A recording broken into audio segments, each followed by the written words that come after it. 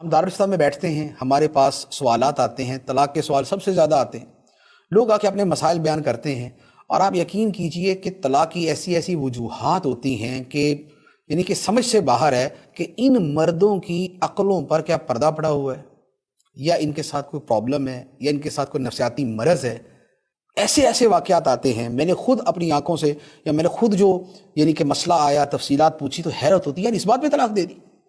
آپ یقین کریں، مجھے یاد ہے ایک مسئلہ آیا کہ شوہر نے بیوی کو اس لیے طلاق دی کہ شوہر صبح اٹھا اور اس نے بیوی سے کہا کہ مجھے چائے کا کپ بنا دو، اور بیوی کوئی ضروری کام کر رہی تھی یا کسی اور چیز میں مشغول تھی، تو جو بیڈ ٹی جو پلنگ کے اوپر ہی چائے پینی ہوتی ہے، بیڈ کے اوپر ہی چائے پینی ہوتی ہے، وہ بنانے میں اور اس کے لانے میں دیر ہو گئی۔ بس پھر کیا تھا، اب شوہر صاحب کی جو شان فرعونیت تھی وہ برآمد ہوئی، اور اس نے اگلے بیڈ کے اندر بول دیا طلاق طلاق طلاق، طلاق ہو گئی۔ اب آ کے مسئلہ پوچھ رہے جی مفتی صاحب کیا ہوا، تو اب اسے یہ پوچھے کہ بھائی یہ طلاق کا لفظ چائے کے کپ کو بولا تھا، دیوار کو بولا تھا، بیوی کو بولا تھا؟ جی بیوی ہی کہا تھا، دماغ میں کیا تھا؟ جی بیوی تھی۔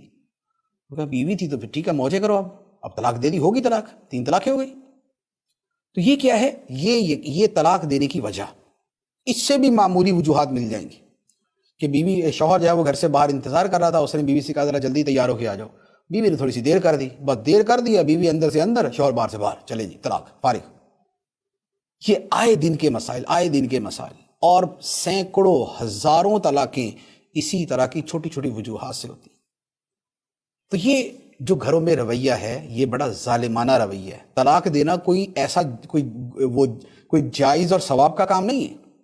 بلا کسی صحیح سبب کے جو شریعت کی نظر میں معتبر ہو، اس کے بغیر طلاق دینا گناہ کا کام ہے،